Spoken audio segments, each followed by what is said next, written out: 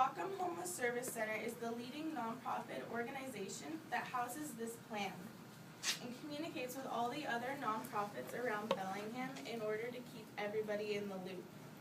The objective of this 10-year plan is not only to house people, but to give them the skills and resources they need to sustain their housing. There are two types of housing in Bellingham. There are emergency shelters and there are subsidized housing programs. Emergency shelters are for people who are actually literally homeless at that time, sleeping on the streets. And typically these shelters provide a hot meal, warm clothing, and a place to stay, at least for that night. Many different people from different backgrounds utilize these shelters. For example, victims fleeing domestic violence have a separate shelter, veterans or families. The reason behind this is to kind of create a support system for people going through the same hardship.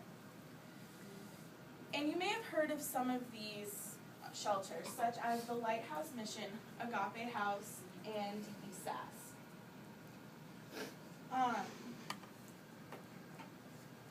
The second type of housing program in Bellingham is subsidized housing.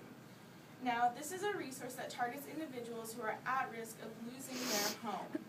The causes of at-risk people are a job loss or an injury or an illness that prevents that individual from working in order to obtain money to pay their rent.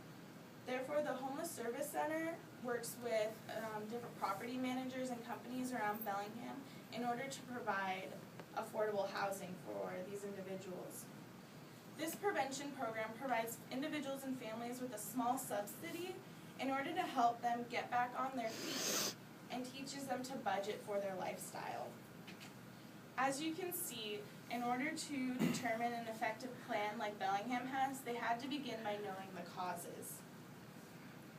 So far I've told you common causes of homelessness, such as domestic violence, aging out of foster care, or substance abuse, or poverty. I've informed you of the different types of housing, such as emergency shelters or subsidized housing. And I've even listed these program names behind me. Now I want to persuade you all to get involved and lend a helping hand to your community. As members of the Bellingham community and Western, we should give back. It benefits so many people, and it doesn't look bad on a resume. It creates a cohesiveness within our society where we are involved, we know what's going on. And it's so easy. All you have to do is contact any nonprofit. They would be so happy to have you. This is just a small list of the nonprofits in Bellingham. This is limited to the housing portion. All you have to do is donate some of your time, some canned food, some old clothes that you guys don't wear, or even a listening ear. Any little bit helps.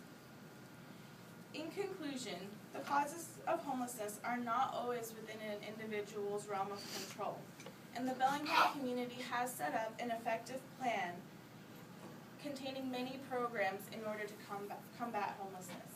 The only thing missing now is you. Many of us have built a life here in Bellingham, and it has become our home.